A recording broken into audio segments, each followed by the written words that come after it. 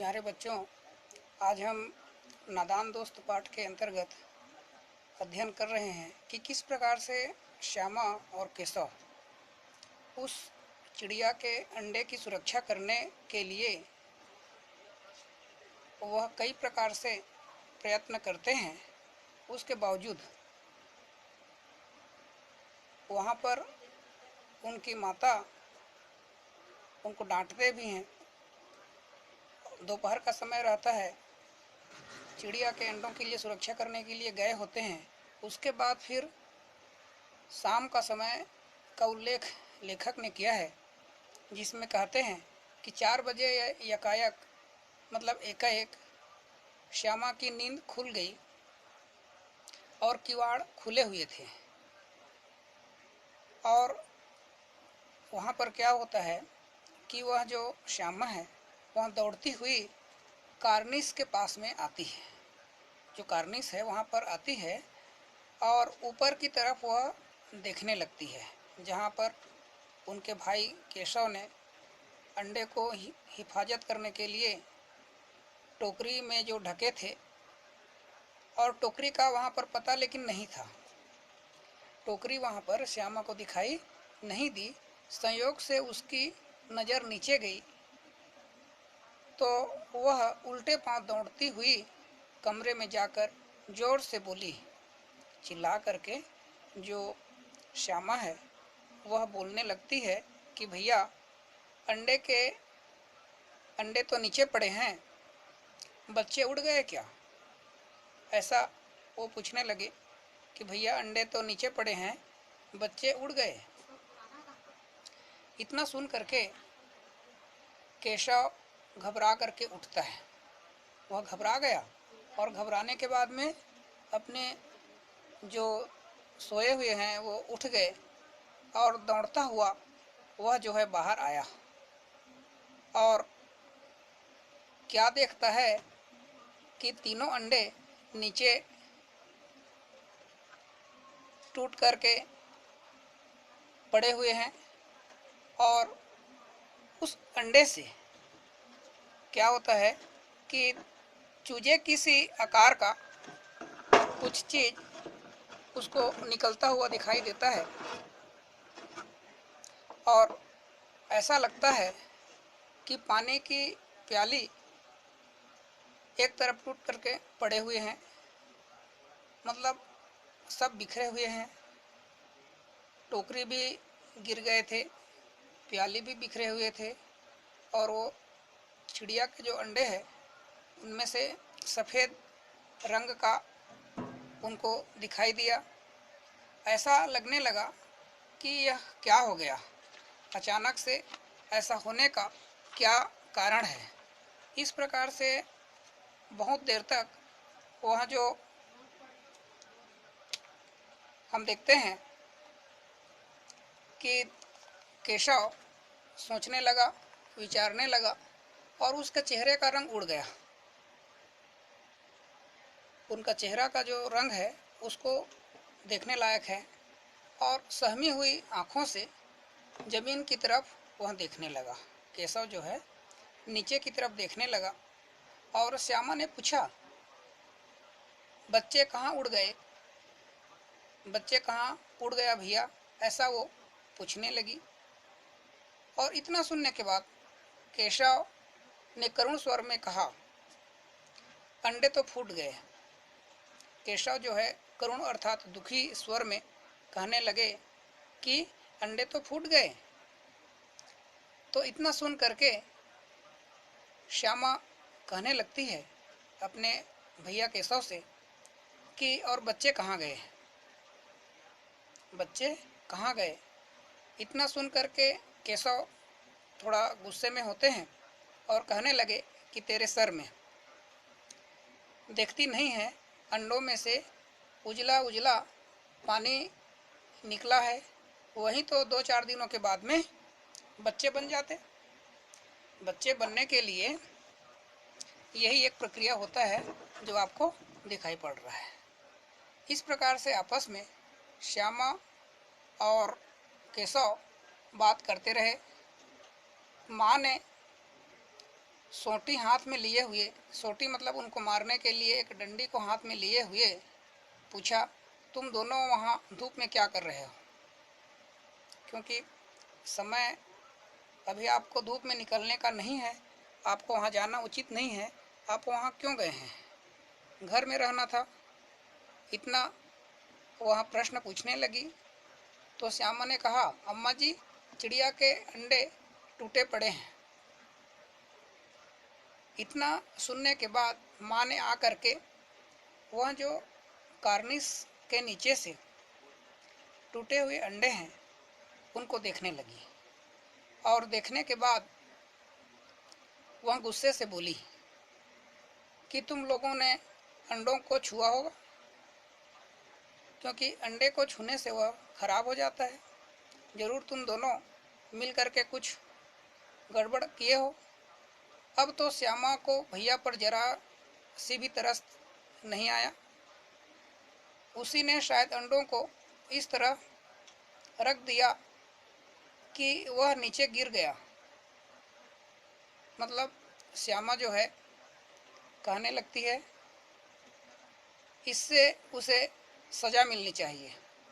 श्यामा अपने अम्मा के पास पूरी कहानी को विस्तार पूर्वक बता रही है और कहती है कि अम्मा, यह जो केशव है उसी के माध्यम से जो चिड़िया के अंडे हैं वह टूट करके नीचे गिर गए हैं, अतः इनको सजा मिलना चाहिए। इन्होंने अंडों को छेड़ा था, ऐसा वो कहने लगी। तो माँ ने केशव से पूछा, क्यों रे? केशव भीगी बिल्ली बना खड़ा रहा। केशव डर के मारे भीगी बिल्ली के समान पड़ा हुआ है और खड़ा हुआ है। माँ, तू वहाँ पहुँचा कैसे? मतलब माँ बोलने लगी कि आप वहाँ पर किस प्रकार पहुँचे हैं? वो तो बहुत ऊंचे में है, आपको वहाँ पहुँचने के लिए बहुत दिक्कत का सामना करना पड़ा होगा। उतना ऊंचाई में आप कैसे चढ़े? उनके बात को सुनकर श्यामा कहती है, चौकी पर स्टूल रखकर चढ़े अम्मा। कहने का मतलब ये है कि श्यामा बताने लगी कि जो केशव भैया है वह चौकी पर स्टूल को रखे थे और ऊपर चढ़ गए थे। तो केशव बोलता है, तू स्टूल थाम नहीं खड़ी थी, तुम्ही तो स्टूल को पकड़ करके रखी थी, ऐसा वो कहने लगा। तो श्यामा ने कहा कि तुम्ही ने तो कहा था, आपके कहने पर ही मैं उस स्टूल को पकड़ करके खड़ी थी। तो माँ इतना सुनने के बाद कहने लगी, तू इतना बड़ा हुआ, तुझे अभी इतना सा भी ज्ञान नहीं है, आपको नहीं मालूम कि चिड़ियों के अंडे छूने से गंदे हो जाते हैं, चिड़िया फिर उन्हें सेती नहीं है, फिर उन्हें अपने पास नहीं रखती है। क्या आपको नहीं मालूम कि आप इतना बड़े हो गए हैं और आपको ज्ञान नहीं है क्या? इस प्रकार से वह जो केशव और श्यामा के अम्मा हैं वह कहने लगी। इतना सुनने के बाद श्यामा ने डरते डरते पूछा, तो चिड़िया ने अंडे गिरा दिए हैं अम्मा जी? ऐसा वह बोलने लगी। तो उनके आवाज़ को सुनकर फिर माँ बोलती है, और क्या करती? केशव के सिर इसका पाप पड़ेगा, केशव के सिर में इसका पाप पड़ेगा। हाय हाय, 3 जाने ले इस दुष्ट ने।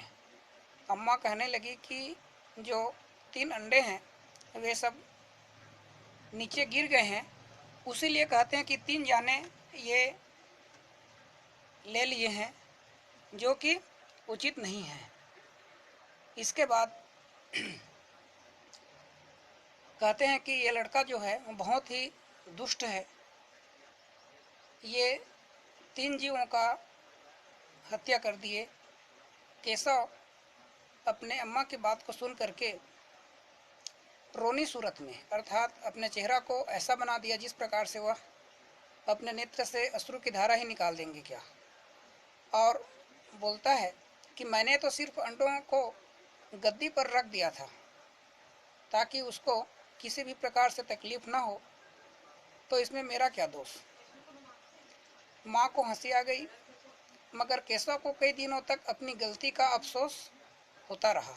उनको पता चल गया कि मेरा एक छोटा सा नादानी के कारण यह जो चिड़िया के अंडे हैं वह खराब हो गया है। अंडों की हिफाजत करने के जोक से, अर्थात अंडों को सुरक्षा देने के बजाय, वह जो केशव और श्यामा हैं दोनों ने उसका सत्यानाश कर डाला, उसको फोड़ दिया, उसको जैसे होना चाहिए ऐसा नहीं होने दिया। इसे याद कर वह कभी कभी रो पड़ता था। कभी उसके मन में एक ग्लानि होता था कि काश मुझे उस अंडे को छूने को नहीं मिलता तभी सही था, क्योंकि अंडे को छूने से वहाँ खराब हो जाता है। ये मुझे मालूम नहीं था, जिसके वजह से आज मुझे इस प्रकार के पश्चाताप में अपने अश्रु की धारा बहाना पड़ रहा है। और इस प्रकार से हम देखते हैं कि दोनों चिड़िया वहाँ फिर ना दिखाई दी। मतलब जो कार्निस में अंडे जहाँ पर दिए थे, चिड़ा और चिड़िया वह कभी भी उस जगह पर नहीं आए और उस कार्निस में श्यामा और केशव जहाँ रहते हैं उनके घर में दिखाई नहीं दिया। तो प्यारे बच्चों, इस प्रकार से हमको इस पाठ के माध्यम से यह शिक्षा मिलता है कि कैसे केशव श्यामा के कारण ही उनको कई प्रकार का कष्ट का सामना करना पड़ा, जो कि उचित नहीं है। ऐसा बच्चों में पहले से ज्ञान होना चाहिए, ताकि किसी भी प्रकार से जीव हत्या करने का जो पाप है उसको ना लगे।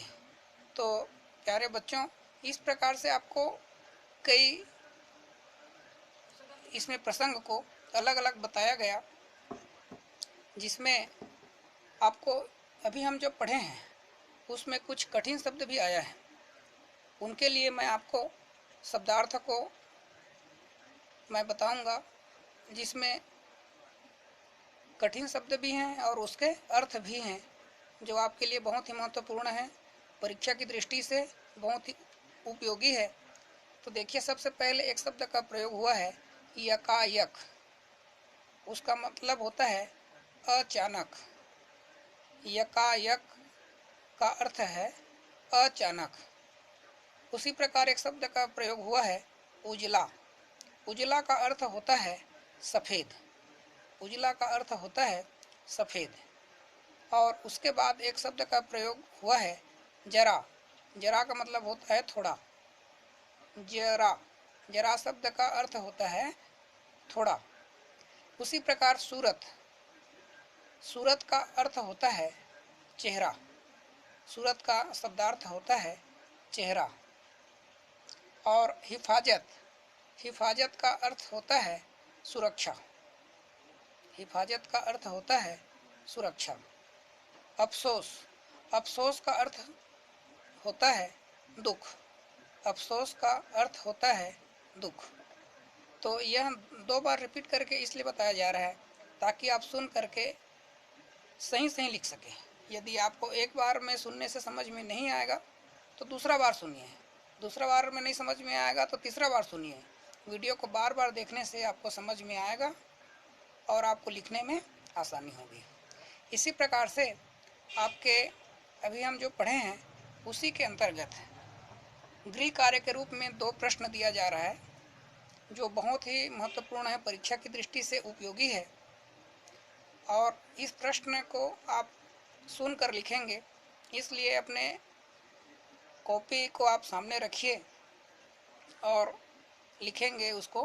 प्रश्न क्रमांक 1 है, अंडे से क्या बाहर निकल आई है। अंडे से क्या बाहर निकल आई है। ध्यान से सुनेंगे। प्रश्न क्रमांक 1 को पुनः फिर से रिपीट किया जा रहा है।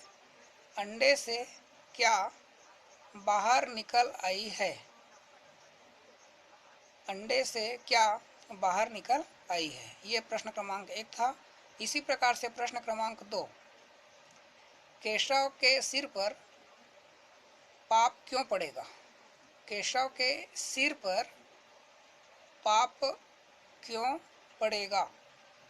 प्रश्न एक बार पुनः रिपीट किया जा रहा है, केशव के सिर पर पाप क्यों पड़ेगा? तो ये जो है आप लोगों के लिए गृह कार्य के रूप में प्रश्न दिया गया, जिसकी संख्या है 2। दोनों का उत्तर लिखना आप सभी का प्रथम कार्य होगा। पहले इसको उत्तर लिखेंगे, उसके बाद फिर आगे हम पाठ के लिए और आपको वीडियो देंगे, जिनको आप समझते रहें, सुनते रहें और हर समय इसको देखते रहें, ताकि आपको कठिन शब्द का भी अर्थ समझ में आ जाएगा। इसके बाद भी यदि समझ में नहीं आता है तो आप सभी को जो कठिन शब्द जो समझ में नहीं आया उस शब्द को लिखना चाहिए और लिख करके आप रखे रहें। जब भी अवसर मिलेगा हम आपको निश्चित रूप से उनका सही उत्तर बताएंगे और आपका जो शंका है वह भी समाधान हो जाएगा। तो ठीक है प्यारे बच्चों, आज के लिए बस इतना ही। आप सभी को धन्यवाद।